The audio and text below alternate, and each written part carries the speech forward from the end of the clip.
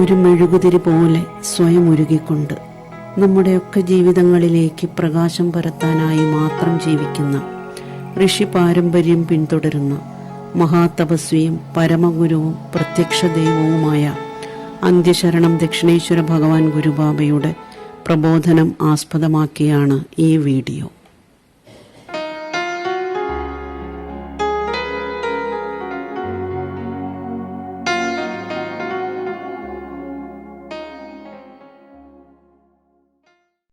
വേദകാല ഋഷി മഹർഷിമാരുടെ യജ്ഞസമ്പ്രദായം പിന്തുടരുന്ന അന്ത്യശരണം ദക്ഷിണേശ്വര ഭഗവാൻ ഗുരുബാബ നിർവഹിക്കുന്ന ഋഷിപ്രോക്ത യജ്ഞങ്ങളിൽ അതിവിശിഷ്ടമായതാണ് അമാസോമവാര യജ്ഞം.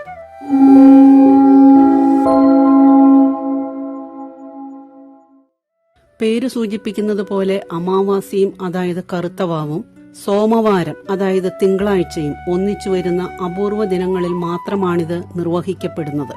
പങ്കെടുക്കുന്ന ഭക്തരുടെ സങ്കട വിമോചനം ലക്ഷ്യമിട്ട് പ്രശ്നപരിഹാരാർത്ഥം പ്രതിഫലമൊന്നും വാങ്ങാതെയും ഭക്തരുടെ ദൗർബല്യങ്ങളെ ചൂഷണം ചെയ്യാതെയും നിർവഹിക്കുന്ന മഹത് യജ്ഞമത്രേ ഇത്. വേദകാലത്ത് രാജകുമാരന്മാർക്കും രാജകുമാരിമാർക്കും മുനികുമാരന്മാർക്കും അനുയോജ്യരായ വധൂവരന്മാരെ ലഭിക്കുന്നതിന് ഋഷികൾ നിർവഹിച്ചിരുന്ന മാംഗല്യലബ്ധിക്കായുള്ള അതിവിശിഷ്ടവും ഫലപ്രദവുമായ യജ്ഞമാണ് അമാസോമവാര യജ്ഞം. ഋഷികളെ പോലെ നിസ്വാർത്ഥതയോടെ തീവ്രമായ ഉപാസനകൾക്ക് പിന്നീടുള്ള സുഖബുദ്ധികളായ ആചാര്യന്മാർ തയ്യാറാകാതിരുന്നതിനാൽ അമാസോമവാര യജ്ഞം മാത്രമല്ല പല വിശിഷ്ട യജ്ഞങ്ങളും പിന്നീട് വിസ്മരിക്കപ്പെട്ടു. നിലവിലുള്ള നിരവധി പരിഹാരങ്ങൾ നീണ്ടകാലം തുടർച്ചയായി ചെയ്തിട്ടും ഫലമില്ലാതെ ഗതികെട്ട ഭക്തരുടെ തീരാ സങ്കടം തീർക്കാൻ ഉഗ്രതപസ്സിലൂടെ അമാസോമവാര യജ്ഞ രഹസ്യം ഗ്രഹിച്ച അന്ത്യശരണം ഗുരുബാബ കഠിനോപാസനകൾ പാലിച്ചുകൊണ്ട് നിർവഹിക്കുന്നതിന് തയ്യാറായി അമാസോമവാര യജ്ഞം പുനഃസ്ഥാപിച്ചു. ഏത് യജ്ഞത്തിനും യജ്ഞാചാര്യൻ ത്യാഗത്തിൽ അധിഷ്ഠിതമായ വേദോപാസനകൾ പരിപാലിക്കാൻ തയ്യാറാകണം. അമാസോമവാര യജ്ഞം നിർവഹിക്കുന്ന യജ്ഞാചാര്യൻ കൃഷ്ണപക്ഷ ദശമി അസ്തമയം മുതൽ പിറ്റേന്ന് ഏകാദശിയും പിന്നിട്ട് ദ്വാദശി വെള്ളിയാഴ്ച ഉച്ചയ്ക്ക് രാഹുകാലം തീരുന്ന 12 മണിവരെ ജലപാനമില്ലാതെ ഉപവസിച്ചുകൊണ്ട് 42 മണിക്കൂർ നീണ്ട ഗുരുവാര കൃഷ്ണേകാദശ്യ ഹോമം നിർവഹിച്ചുകൊണ്ട് ആദ്യം ദേവസമ്മതം സമ്പാദിക്കണം. അതിനുശേഷം വെള്ളിയാഴ്ച ദ്വാദശി അസ്തമയം മുതൽ ത്രയോദശി ശനിയാഴ്ചയും ചതുർദശി ഞായറാഴ്ചയും അമാവാസി തിങ്കളാഴ്ചയും പിന്നിട്ട് പ്രതിപദം ചൊവ്വാഴ്ച സൂര്യോദയം വരെ തുടർച്ചയായി 84 മണിക്കൂർ ജലപാനമില്ലാത്ത പൂർണ്ണോപവാസം അനുഷ്ഠിച്ചു വേണം സമ്പൂർണ്ണ നവഗ്രഹ ഹോമം സഹിതം അമാസോമവാര യജ്ഞം യജ്ഞാചാര്യൻ നിർവഹിക്കേണ്ടത്. ഇത്രയും കൃത്യമായി യജ്ഞാചാര്യൻ ചെയ്തിരിക്കണം.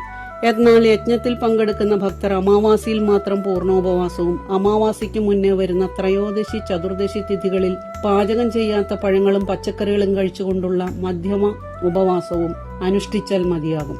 ഇങ്ങനെ 3 ദിവസത്തെ മധ്യമ പൂർണ്ണ ഉപവാസത്തോടെ സമ്പൂർണ്ണ നവഗ്രഹ ഭജനം അനുഷ്ഠിച്ചു വേണം അമാസോമവാര യജ്ഞത്തിൽ പങ്കെടുക്കാൻ. വിലയേറിയ ഹോമദ്രവ്യങ്ങളും മറ്റു പല ദ്രവ്യങ്ങളും ആവശ്യമാണെങ്കിലും യജ്ഞത്തിന്റെ ഈ ആവശ്യങ്ങൾക്കായി ആരിൽ നിന്നും സംഭാവനകൾ ആവശ്യപ്പെടുന്നില്ല. യജ്ഞ നിയമം അനുശാസിക്കുന്നത് അങ്ങനെയാണ്.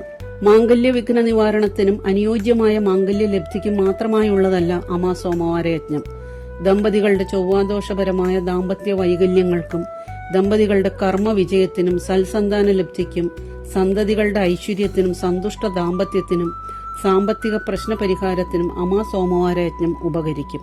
പങ്കെടുക്കുന്നവരുടെ നാനാവിധ കർമ്മദോഷ മുൻജന്മദോഷ നിവാരണ കർമ്മമടക്കം നിർവഹിക്കപ്പെടുന്ന അനുപമ വേദകർമ്മമാണ് അമാസോമവാര യജ്ഞം.